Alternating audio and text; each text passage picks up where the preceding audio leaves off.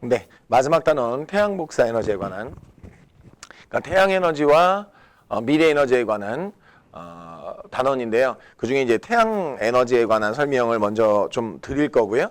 그리고 나서 그 다음에 미래 에너지도 가고 맨 마지막에 정리 한번 하고 이런 식으로 가겠습니다. 태양 에너지 갑니다. 태양 에너지라는 건 뭐냐? 태양 자체가 주계열성이죠.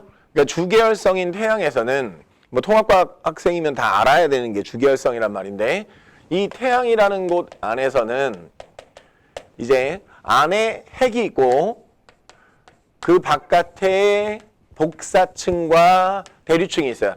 복사층이라는 건 핵에서 만들어지는 에너지가 직접 이렇게 날아가는 거고요. 대류층은 이렇게 도는 층입니다. 이렇게 온도 차이에 의해서 이렇게 돌죠. 이렇게 해서 우리가 안쪽에 복사층이라는 게 있고요. 복사층이라는 게 있고 그 바깥쪽에 대류층이 있고, 그리고 그 대류층의 바깥을 우리가 표면이라고 합니다. 그러면 태양의 핵 내부에서는 어떤 일이 일어나느냐? 이 핵의 조건이라는 게 있어요. 태양의 조건은 약 얼마 정도 된다? 온도가 그렇죠. 1000만 K 이상. 1000만 K 이상이면 뭐가 가능하다? 수소핵 융합 반응이 가능하다. 태양은 약 1500만 K 정도로 예상하고 있고요. 1500만 K. 자, 이 1000만 K 이상에서는 뭐가 가능하냐? 그러니까 태양은 워낙에 압력이 큰 상태이기 때문에 한 1500만 K 정도 되지만, 이걸 만약에 지상에서 하려고 하면, 지상에서 핵융합 반응을 하려고 하면 수억 K까지 올려야 되는데, 이유가 뭐냐면 그만한 압력을 만들 수가 없어요. 그런데 태양은 압력이 굉장히 큰 거죠. 자, 이제 1000만 K 이상이면 어떤 일이 벌어지느냐? 4개의 원자번호 1번 질량수 1짜리 수소가 뭐가 되느냐면 원자번호 2번 헬륨 질량수 4짜리가 되면서 에너지를 내놓습니다. 그런데 이 수소 하나의 에너지는 질량은 1.008이고요. 그럼 그게 이제 4개 필요한 거고, 그 다음에 이 헬륨 하나의 질량은 4.032 정도가 됩니다. 029 정도 됩니다. 그러면 이쪽은 4.032 정도가 되니까 일단 첫 번째 질량이 누가 크다? 그렇죠. 이제 질량 차이가 생기게 되는데, 질량을 봤을 때 분명히 핵 융합 반응 전이 핵 융합 반응 다음보다 크다. 질량이 크다.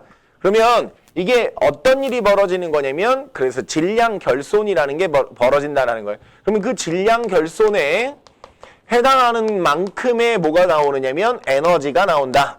그래서 우리가 이걸 뭐라 그러냐면 질량과 에너지의 등가 원리, 질량, 에너지, 등가 원리라고 하고요. 아인슈타인께서 얘기하신 거죠. 그래서 에너지는 델타 MC 스퀘어만큼입니다. 여기서 델타 M은 뭐냐면 질량의 결손이다라는 거예요. 그래서 이제 꼭 하나 기억해 두셔야 되는 건, 이 에너지는 델타 MC 스퀘어만큼 나오는데, 이 델타 M이라는 게 무엇이냐라는 게 되게 중요해요. 그죠? 델타 M이라는 건 이 핵 융합 반응을 하기 전에 전체 에너지와 핵 융합 반응을 하고 난 다음에 전체 에너지를 비교하는 것, 이걸 우리가 뭐라고 하냐면 질량 결손이라고 한다. 그래서 4.032에서 4.029를 뺀 값을 뭐에다가 곱해요? 네, 광속의 제곱에 곱하죠. 그래서 어마어마하게 큰 에너지가 발생한다라는 걸 이제 기억하시면 될 것 같습니다. 자, 서머리니까 나머지 에너지 전환 과정 같은 경우를 전부 다 설명하진 않을 거예요. 밑에 보시면 우리 정리 프린트에 보시면 밑에 에너지 전환 과정이 나오는데, 그 에너지 전환 과정에서 우리가 이제 두 가지, 광합성과 바람이 부는 것, 그리고 구름이 생성되는 것, 이렇게 자연현상에 관한 것과 그 다음에 또 다른 게 하나 있는데, 자연현상 말고 태양전지라는 게 있어요. 태양전지라는 거. 이 두 가지만 관심을 가지고 보시면 될 것 같습니다. 이해갔죠? 네. 그리고 난 다음에는 우리가 뒤쪽에 가면 신재생 에너지의 정의가 나오는데요. 신재생 에너지라는 건 아주 쉽게 얘기하면 이런 거죠. 에너지 보존 법칙에 의해 에너지는 생성 소멸되지 않는다. 그러니까 생성 소멸되지 않는데 왜 에너지를 우리가 아껴야 되느냐면 우리가 사용할 수 있는 형태의 에너지와 사용하기 어려운 형태의 에너지가 있는데 이게 사용하기 좋은 형태에서 사용하기 어려운 형태로 간다는 거예요. 그래서 사용하기 어려운 형태로 변하면 그거는 쓸모가 없어지는 거다. 이제 뒤집어서 얘기하면 신재생 에너지에서 신에너지라는 것의 뜻이 뭐냐면 바로 그거예요.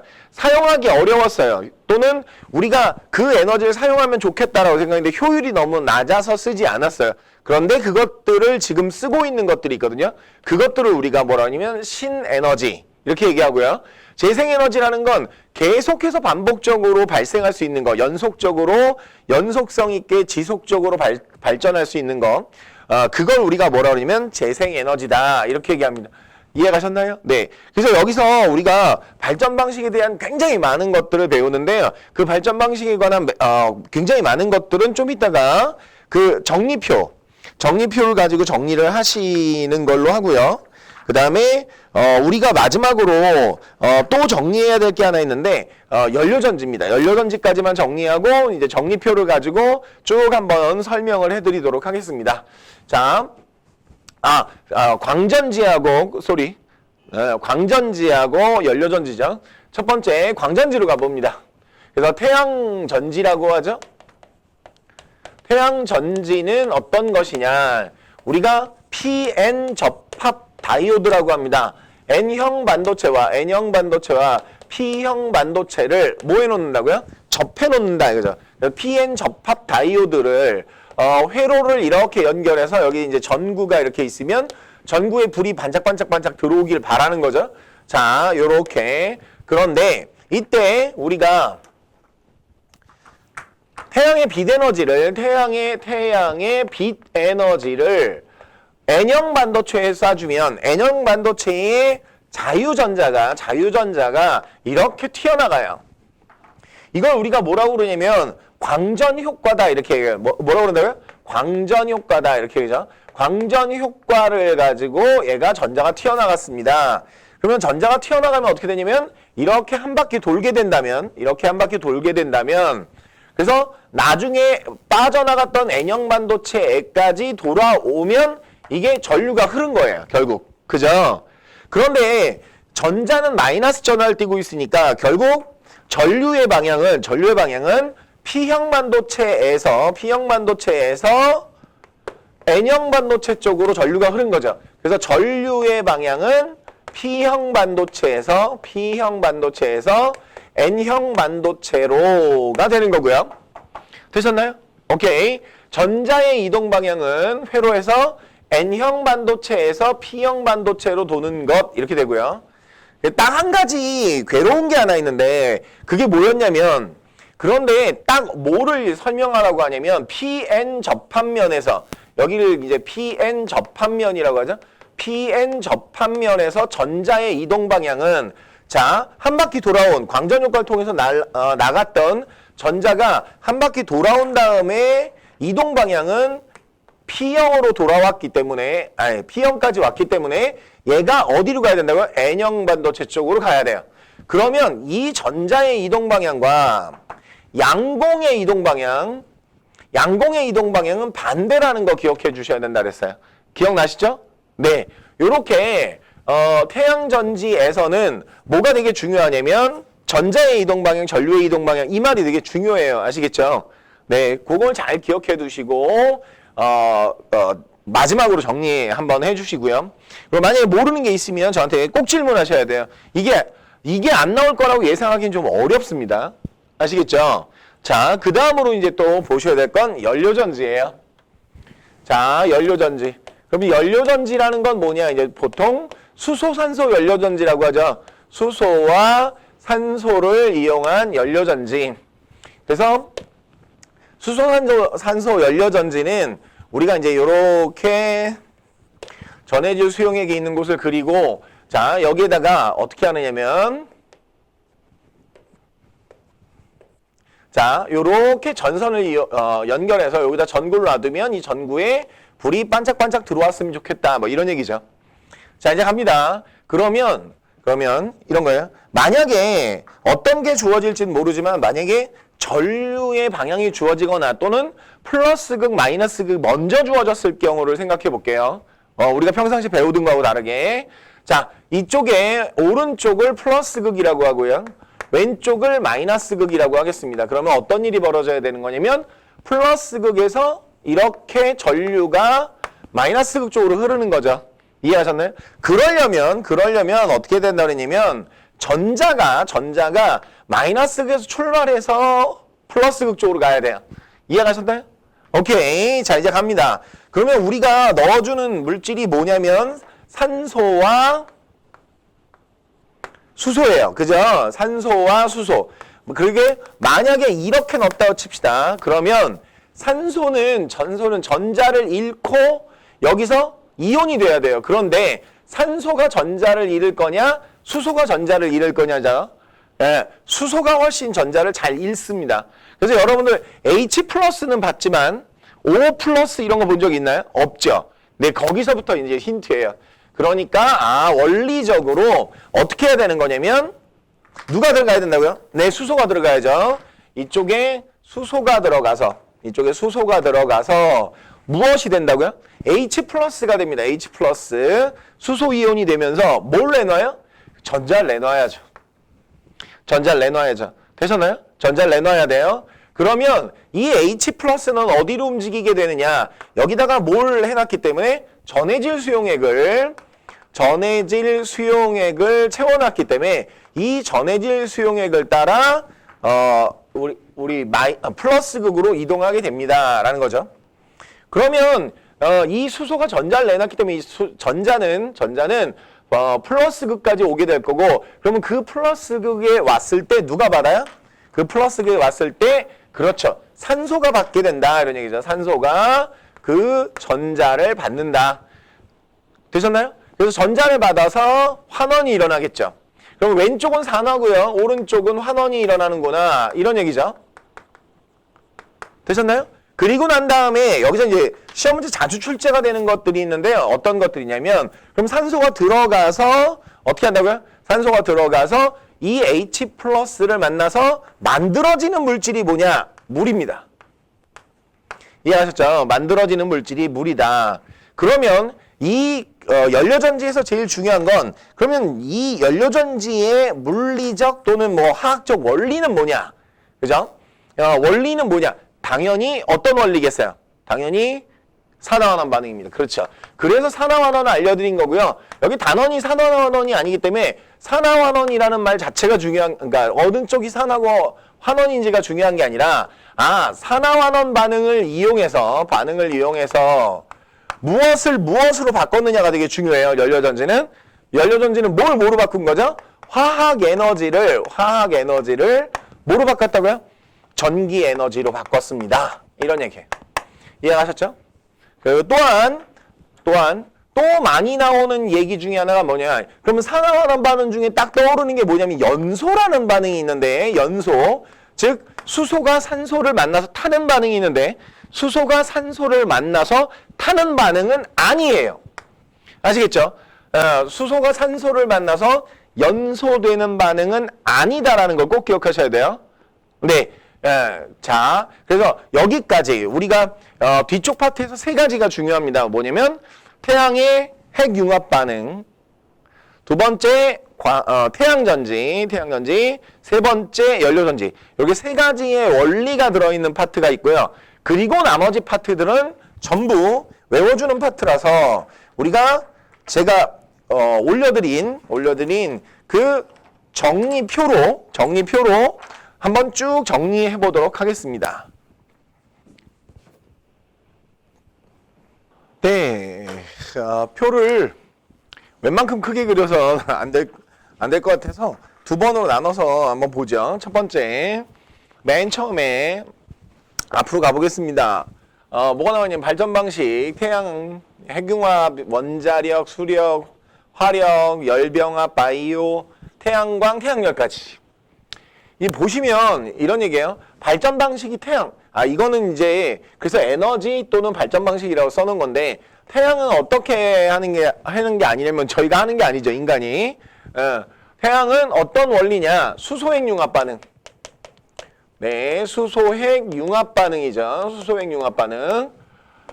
네. 자, 지속 가능성은 이게 지속 가능성이 없으면 이제 우린 뭐 인류가 다 멸종하는 거니까요. 당연한 거고요.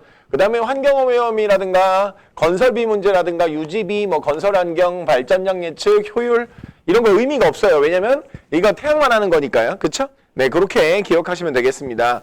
그다음에 두 번째 핵 융합 과정인데 핵 융합 과정은 뭘 얘기하느냐? 이게 가벼운 원소로부터 무거운 원소로 가벼운 원소로부터 무거운 원소로 가는 것이다. 물론 이게 가능해지면 지속 가능성이 있죠. 가능해지면 지속 가능성이 있는데 지금 뭐 못하고 있다죠. 못하고 있다. 못하고 있다는 게 중요한 거고요. 당연히 환경오염 없을 거고요. 환경오염 없을 거고 건설비 엄청나게 들겠죠. 지금 못하고 있는 이유 중에 하나가 그건데요. 이거 만들기가 어려워요. 그 융합로 자체를 만드는 거 자체가 어렵고요. 오케이. 그러다 보니 아직은 유지비도 어려워요. 건설 환경도 사실 이 뒤로는 이제 의미가 없는 거죠. 사실은. 왜 의미가 없는 거냐면 안 하고 있어요. 아직. 알겠죠? 안 하고 있으니까 의미가 없는 거예요. 근데 만약에 하게 되면 얼마나 좋겠냐? 굉장히 좋겠죠. 이 뒤에 의미가 다 없는 거라서. 자, 그러면 지금 우리가 하고 있는 건 뭐냐? 원자력 발전입니다. 그 원리가 뭐예요? 핵 분열 반응이죠. 핵 분열 반응은 뭐로? 무거운 원소를 가벼운 원소로. 자, 지속 가능성이 있습니까? 이거 되게 중요한 말인데요. 없어요. 지속 가능성이 없다는 건 무슨 말이냐면 뭐 위험해서요, 뭐 환경 때문에 그런 말이 아니라 이 우라늄이라는 원소가 지구에 많지 않아요. 그러니까 결국에는 고갈 위험이 있어요. 고갈 위험이 있는 놈이다. 자, 환경 오염은 어떻습니까? 환경 오염은 없는데 이거 되게 웃긴 말이라 그랬죠? 환경 오염은 없는데 폐기물 문제가 있어요. 환경 오염은 없지만 폐기물 처리 문제가 발생한다. 그죠? 그 다음에 건설비는 많이 들어요. 이거 건설비 많이 들어요. 그런데 중요한 건 유지비가 되게 적게 들어요. 유지비가 되게 적게 들어서 사실은 그것 때문에 버리지 못하고 하고 있는 거죠. 자, 건설 환경은 이거 대도시 근처에선 불가능해요. 사람이 사는 근처에선 불가능하고 대부분 해안가에서 왜냐면 이제 냉각수를 얻어야 되기 때문에 해안가에서만 가능하다. 발전량 예측은 당연합니다. 오케이. 완전 좋죠. 완전히 예측하기 쉽다.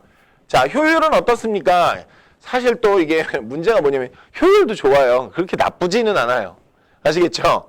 네, 그렇게 나쁘지는 않습니다. 자, 그 다음에 수력으로 가겠습니다. 수력. 자, 그럼 수력은 원리가 뭐냐? 이런 거죠. 포텐셜 에너지를 가지고 어떻게 해요? 포텐셜 에너지를 가지고 전기 에너지를 얻는 과정. 자, 밑에 그러니까 이 과정 전체가 다 마찬가지인데요. 원자력은 핵분열 반응을 이용해서 핵 에너지를 전기 에너지로, 수력 과정은 포텐셜 에너지를 전기 에너지로, 화력은 화학 에너지를 전기 에너지로 이렇게 갑니다. 되셨나요? 오케이. 자, 그래서 에너지 전환 과정 잘 기억해 두시고요. 자, 수력은 지속 가능성 뭐 당연히 있죠.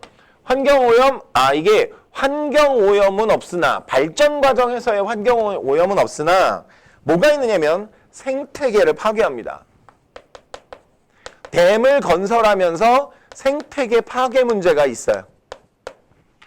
네, 그 다음에 건설비 굉장히 많이 듭니다. 굉장히 많이 듭니다. 근데 유지비랄 게 없어요, 별로. 유지비가 굉장히 작습니다. 그리고 건설 환경은 이게 수력을 할 수 있는 곳이 있어야 돼요. 유량이라는 게 있어야 되죠. 그리고 낙차도 있어야 되고요. 그렇기 때문에 특정인 환경이 주어져야 된다라고 기억하시면 되겠고요. 발전량 예측 가능합니까? 어느 정도는 가능해요. 그래서 댐에다 가다 두는 거거든요. 그래서 어느 정도는 가능하지만 이게 홍수나 가뭄이나 이런 것 때문에 발전량이 많이 바뀔 수 있어요. 하지만 우리가 댐에서 발전할 수 있는 용량을 가지고 가정에 효율적으로 준다는 의미에서는 괜찮아요. 발전량이 예측이 가능한 거죠. 이해하셨나요? 오케이. 자, 그 다음에 효율은 어떻습니까? 많이 좋은 거라고 보긴 어렵지만 어찌됐건 효율 괜찮습니다. 효율 괜찮습니다. 그러니까 효율이 괜찮다면 뭐 이렇게 돼. 효율이 되게 나쁘다만 아니면 세모 정도 가면 좋을 것 같아요. 그 다음에 화력입니다. 화력은 지속 가능성이 있겠느냐 이런 얘기인데 지속 가능성 없습니다. 왜요? 이거 고갈 위험성 있죠? 화석연료에 고갈 위험이 있어요. 자, 환경 오염은 얘 뭐 킹 왕짱 있죠. 네, 킹 왕짱 있습니다. 근데 건설비는요. 이게 건설비가 작게 들어요. 건설비가 작게 들어요. 유지비는 많이 듭니다. 반대로 유지비는 많이 드는 애예요. 그다음에 건설 환경은 나머지 자연력에 비해서 꽤 괜찮은 편이에요. 공장을 지을 수 있을 정도면 괜찮아요. 그러니까 건설 환경은 그렇게 나쁘지 않습니다. 그래서 건설 환경은 어디에 특별한 곳에 가능하겠느냐, 환경 오염만 아니면 괜찮습니다. 그 다음에 발전량 예측이 가능하냐? 완전 가능하죠. 그죠? 완전 가능한 거고요. 우리가 발전량을 충분히 필요로 하는 만큼 하기만 하면 돼요. 자, 그 다음에 효율은 어떻습니까? 효율 되게 나쁜 편입니다. 별로 좋지 않습니다. 만약에 이게 좋다면 우리가 저거 화력에서 손을 못 대고 있을 거예요. 그런데 화력에서 손을 떼는 이유 중에 제일 큰 건 이게 화력이 별로 효율이 좋지 않습니다. 왜 그러냐면 이 화학 에너지를 직접 열 에너지로 바꾸고 이런 게 아니라 화학 에너지를 연소시켜서 열 에너지로 바꾸고 그것도 일부겠죠. 일부를 바꾸고 그걸 가지고 물을 끓여서 다시 그 물이 가서 터빈을 돌리고 이래야 되거든요. 네, 그러니까 에너지 전환 과정이 많으면 많을수록 효율이 낮아진다고 보시면 돼요. 그런데 상당히 에너지 전환 과정이 복잡합니다. 그래서 그거를 보충하기 위해서 열병합을 해요. 열병합이라는 건 무슨 말이냐면 별로 효율이 좋지 않거든요. 별로 효율이 좋지 않으니까 열병합 과정을 통해서 그러니까 나머지는 다 똑같아요. 거의 똑같은데 한 가지만 기억하시면 돼요. 얘는 원리가 뭐냐? 이게 폐열이라는 건 뭐냐면 발전하고 남은 열을 난방에 사용한다는 거. 난방에 사용한다는 거. 이해하셨나요? 네, 그것만 차이가 나고요. 지속 가능성 똑같죠. 화력을 그대로 옆에다가 두시면 되는 거니까. 네, 그러면 화력과 열병합이 다른 건 뭐밖에 없다? 네, 폐열을 난방에 사용한다. 따라서 효율이 화력보다 조금 좋아진다. 이거 말고는 다른 게 없습니다. 그 다음에 이제 바이오 에너지인데요. 바이오 에너지는 원리가 뭐냐? 이거를 기존의 화석 연료에다가 같이 섞어 쓴다는 뜻이거든요. 그러니까 이게 재생 에너지 같거든요. 그렇죠? 바이오 에너지라는 건 식물을 키우고 내년에 또 식물을 키우면 또 얻을 수 있으니까 재생 에너지 같았어요. 그런데 우리가 바이오 에너지를 별로 쓰지 않는 이유는 지속 가능성 문제 때문이 아니에요. 지속 가능성은 있어요. 근데 환경오염 여기서 퀘스천 마크예요. 여기서 퀘스천 마크. 이게 무슨 말이냐면 바이오 에너지는 분명히 신재생 에너지에 들어가려면 어떻게 해야 되냐면 환경오염이 없고 깨끗하고 계속해서 지속 가능성이 있고 이런 에너지여야 되는데 얘는 이것 때문에 환경오염이 줄어드는 게 별로 그렇게 크지 않습니다. 실제로는 저 바이오 에너지를 많이 만들기 위해서 경작지를 많이 만들고 사탕수수를 심어야 되니까요. 그러는 과정에서 오히려 이산화탄소 배출량이 는다고 해요. 그래서 이건 잘 안 쓰고 있는 겁니다. 그래서 환경오염은 오히려 증가. 이렇게 보시면 되겠고요. 그러면 그 이외에 나머지는 또 화력하고 똑같습니다. 이렇게 3개 세트예요. 이렇게 3개 세트. 되셨나요? 오케이. 자, 그 다음에 태양광입니다. 태양광. 그럼 태양광은 어떤 거냐? 얘는 광전 효과예요. 태양광은 광전 효과입니다. 제가 그랬죠. 여기 지금 나와 있는 애들 중에 태양만 수소핵융합 반응, 나머지 전부 다 뭐죠? 나머지 전부 다 전자기유도예요. 전자기유도인데 태양광에서 드디어 다른 애가 나왔어요. 광전효과. 광전효과를 이용해서 전자기유도가 아닌 광전효과를 이용해서 빛에너지를 직접 전기로 바꾼다. 이렇게 기억하시면 되겠고요. 그 다음에 지속 가능성은 뭐 당연히 있는 거죠. 태양이 꺼지지 않는 한. 환경오염은 네, 없죠. 네, 이거 없습니다. 환경오염이 없어서 되게 좋아요. 자, 그 다음에 건설비는요. 태양광은 그렇게 건설비가 중형쯤이라고 생각하시면 돼요. 건설비가 그렇게 많이 드는 것도 아니지만 적게 드는 것도 아닙니다. 뭐 중간쯤? 네. 그 다음에 유지비는 어떻습니까? 유지비도 중간쯤? 왜 그러냐면 그만한 땅덩어리가 있어야 되는데요. 땅이 비싼 곳에는 못하거든요. 바로 옆에 있는 건설 환경이 그거예요. 넓은 땅이 필요해요. 넓은 땅이 필요하기 때문에 건설 환경은 그렇게 좋지 않은 편입니다.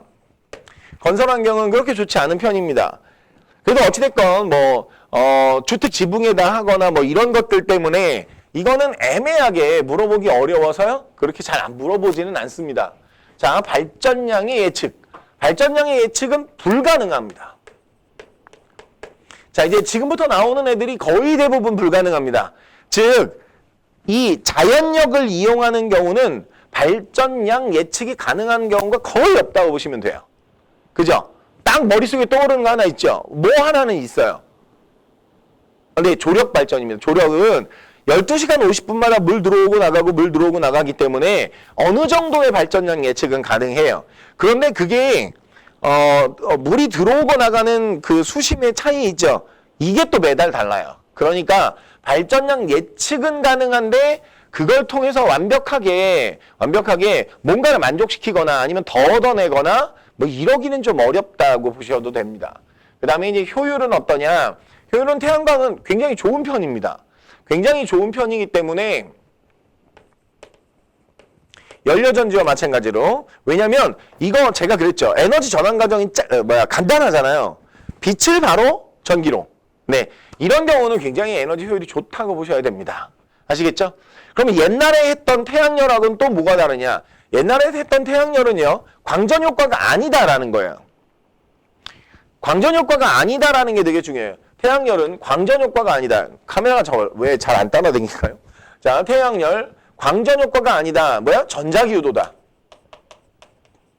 즉 이게 물을 끓여서 그 터빈의 운동 에너지로 전기를 얻는다. 아하. 자, 이제 갑니다. 그러면 지속 가능성은 있죠. 환경오염은 없죠. 건설비는 그렇게 많이 드는 편은 아니죠. 유지비는 거의 안 들어요. 그 다음에 건설 환경도 그렇게 나쁘진 않습니다만 발전량 예측이 불가능합니다. 효율은 어떨까요? 여기까지 와서 얘가 안 좋아요. 네, 태양광하고의 차이가 그겁니다. 두 가지. 자, 원리가 다르다. 또 하나, 그렇기 때문에 효율이 다르다. 네, 그렇게 보시면 되겠고요. 자, 이제 마지막으로 풍력, 조력, 조류, 파력, 연료전지, 지열발전 이렇게 갑니다. 네, 바로바로 가겠습니다. 여러분 기다리실 것 같아서. 자, 풍력 발전입니다. 풍력은 자연력이죠. 그 다음에 조력 발전입니다. 조수관만을 이용하는 거예요. 그죠? 그러니까 얘네들은 전부 다 전자기유도입니다. 그죠? 그 다음에 조류, 여기까지 전자기유도고요. 파력, 전자기유도고요. 그 다음에 연료전지. 이제 지열하고 연료전지하고 제가 바꿔서 설명할게요. 지열, 연료전지 이렇게. 그럼 여기까지 전부 다 전자기유도예요. 여기까지가 전부 다 전자기유도 현상을 이용. 그리고 연료전지만 산화환원이죠. 산화환원. 그리고 에너지 전환 과정 좀 잘 기억해 두실 필요가 있는데 사실 발전 방식에서 에너지 전환 과정 풍력은 뭐예요? 운동 에너지. 운동 에너지를 전기로. 나머지 다 전기로 바꿀 거니까 어떤 걸 바꿀 거냐? 조력 에너지를 전기로. 조류의 운동 에너지를 전기로, 파력, 파도의 운동 에너지를 전기 에너지로, 지열, 열 에너지를 전기 에너지로는 똑같죠. 뒤에는. 되셨나요? 지속 가능성, 자연력을 이용하는 거기 때문에 다 지속 가능성 있어요. 그렇죠? 그리고 연료전지는 세상에 그렇죠. 우주에 제일 많은 게 뭐라고 그랬죠? 우주에 제일 많은 게 수소예요. 예, 그러면 수소가 지속 가능성이 없다 그러면 이제 말이 안 되겠죠. 이해가셨나요? 자, 환경오염이 있겠습니까? 여기 지금 딱 보이는 것 중에 환경오염이 있는 애가 있나요? 없습니다. 왜? 말 그대로 자연력이에요. 자연력. 자, 건설비는 어떨까요? 풍력은 좀 작게 드는 편이에요. 풍력은 좀 작게. 조력은 겁나 많이 듭니다. 지금까지 나왔던 것 중에 핵융합 과정만큼 정도 들어요. 그러니까 핵융합로하고 조력발전은 뭐 건설비가 어마어마하다고 기억하시면 될 것 같습니다. 그 다음에 조류발전도 꽤 많이 드는 편이에요. 조류발전도 꽤 많이 드는 편이다. 파력발전도 꽤 많이 드는 편이다. 건설비가 좀 꽤 드는 편이다. 그런데 상대적으로 봤을 때 조력에 비하면 너무 미미한 거예요. 사실은. 내가 중이라고 쓰긴 하지만. 그 다음에 지열발전도 그렇게 많이 들지는 않습니다. 연료전지도 그렇게 많이 들지는 않아요. 아주 적게 든다고 보시는 게 오히려 낫지 않을까 싶습니다. 그런데 자, 유지비가 어떻습니까? 뭐 유지비, 풍력은 유지비 들 만한 게 없어요. 유지비 들 만한 게 거의 없습니다. 그러니까 되게 작고요. 그 다음에 조력도 유지비 들 만한 게 없는 거고요. 그 다음에 조류도 뭐 유지비가 들 만한 게 별로 없어요. 파력도 마찬가지. 이게 자연력의 특징인데요. 유지비 들 만한 게 별로 없어요. 대신 얘는 수리비가 좀 있어요. 자, 파력은 수리비가 좀 있어요. 자, 파력은 잘 부서지기 때문에 수리비가 좀 있다라는 거 기억해 두시고요. 자, 지열도 마찬가지. 유지비가 뭐 그렇게. 네, 연료전지는 꽤 많이 듭니다. 그렇죠. 지금 얘네들에 비하면 많이 들어요. 그 앞에 있는 화력발전이나 뭐 이런 것처럼 많이 드는 게 아니라 지금 자연력하고 가치제를 비교하니까 그렇죠. 신재생 에너지 중에는 좀 꽤 그나마 많이 들어가는 편입니다. 이런 얘기죠. 비용은 대충 좀 들어요. 자, 건설 환경입니다. 이게 자연력을 이용하기 때문에 특별한 경우 아니면 안 돼요. 그러니까 여기서부터 여기까지가 전부 공통점이 뭐냐면 특정 환경에서만 가능하다는 거예요. 특정 환경만 가능하다. 이해하셨나요? 네. 그 다음에 연료전지는 건설 환경이랄 게 없죠. 그건 수소산소 연료전지를 사용하는 거니까 건설 환경이랄 게 별로 없다. B. 자, B라는 게 뭐냐면 이제 별로 관련 없다는 거예요. 그 다음에 발전량을 예측 가능합니까? 자연력은 불가능하랬죠. 기본적으로 자연력은 불가능합니다. 기본적으로 자연력은 예측이 불가능한데 조력은 어떻게 해요? 조력은 세모다. 조력은 12시간 50분마다 꼬박꼬박 일어나는 거기 때문에 그거는 어느 정도 발전량이 예측 가능하다라고 보셔도 된다는 거예요. 이해가셨나요? 네. 그 다음에 효율은 어떨까요? 뭐 자연력에 대해서 효율을 따지는 건 좀 의미가 없긴 해요. 그쵸? 신재생 에너지 중에 자연력에 대해서 특히 이제 맨 밑으로 가면 연료전지가 나오는데 이거 굉장히 좋아요. 오케이. 자, 연료전지는 굉장히 좋아서 우리가 실제로 사용하기 시작했다. 이렇게 보시면 되겠죠. 자, 제가 설명한 것들은 어떻게 보면 아주 꼼꼼하다기보다는 꼭 알아둬야 되는 것의 전체 디테일이니까요. 이걸 정리하시고 나면 조금 더 여러분들이 내일 시험을 보기에 좀 괜찮지 않을까 싶습니다. 자, 나머지는 제가 동영상 다 올려드릴 거고요. 그렇죠? 네. 그리고 내일 시험 잘 보시기 바랍니다. 여기까지 마지막 파트의 정리까지 해봤습니다. 고생하셨습니다.